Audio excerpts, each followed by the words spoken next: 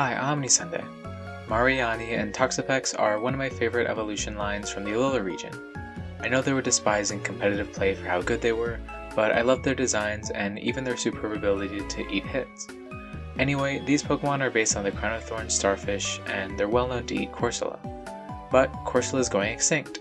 What's going to happen to Mareanie and Toxapex? Well, even though Corsola has gone extinct in Opelucid, it still technically exists as a ghost type. So Mareanie happily continued to eat these ghost corals to its heart's content. But eating ghosts has some side effects. Mareanie gained psychic powers and rose into the land. Here's the final art. Mareanie is a poison psychic type Pokemon with the abilities Merciless, Levitate, and hidden ability Sheer Force. Remember, Sheer Force boosts the power of moves that have a positive additional effect by 1.3 times, but removes the effect. Mareanie floats around the arid mountains and zaps prey with psychic energy. Do you say Mareanie, Marini, or some other pronunciation? Let me know in the comments. This looks real smart in my script where I spelled them both exactly the same because I don't know how phonetics work. Anyway, when Mareanie grows strong enough, it grows a connection between its head and body and no longer needs to depend so much on its psychic power. Now it can store its energy like a battery and release it in short but extremely long bursts. So at level 38, Mareanie evolves into Toxapex.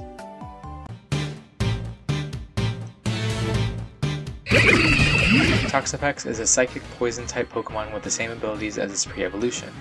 It learns a new move called Energy Burst, which is a very strong psychic type attack that uses the user's highest attacking stat in damage calculation, but lowers its attack, special attack, and speed by one stage. This attack isn't boosted by Sheer Force. Toxapex runs at unexpectedly high speeds and slashes at its foes with its 8 arms. When a fight isn't easy, it'll resort to its super-powered Energy Burst with its psychic power.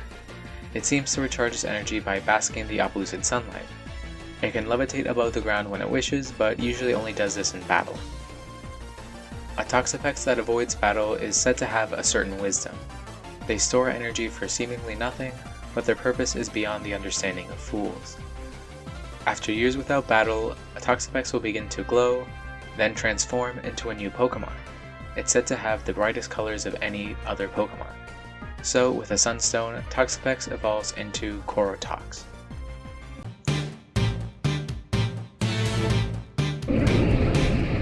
Corotox is a poison psychic type Pokemon with the abilities Merciless, Levitate, and hidden ability Sheer Force. It has a signature move called Dipped Arrow, which is a weak poison type special attack with priority and a 100% chance to poison its target. Its move pool involves some low power, fire, and flying type attacks with superpower alongside strong stab options. Corotox burns at the temperature of the sun and attacks with similar power levels. Its move pool is super limited, but it's definitely one of the stronger Pokemon I've made in terms of competitive value. If Stall wasn't already dead, Corotox would be the nail in the coffin with its insanely powerful stab sludge bombs and psychics, plus mystical fire to melt steel types. It also gets superpower for a good surprise factor, even though it's not powered by Sheer Force. And I didn't even mention its priority move, which could cripple a lot of Pokemon that outspeed it. Merciless could be a fun alternative to Sheer Force, and even Levitate is useful for another surprise factor. Corotox is not a common Pokemon, but it's very common to see one in the Desert Nights. Their fire is said to replace the sun, and it can be seen from kilometers away. They attack their prey by floating where the sun is from their perspective, and slowly inching closer. If the sun suddenly feels even warmer than usual and has large rays, it might not be the sun. If the sun suddenly disappears, it's already too late.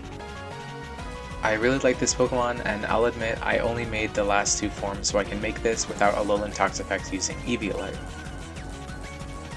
That's about it for this one. My next Pokemon video will be a bit more focused on the competitive aspect of Pokemon, where I'll make weaker Pokemon stronger and explore how that would affect the metagame. I'll also make cool art of them because it's fun. I hope to see you there, consider subscribing, and thanks for watching!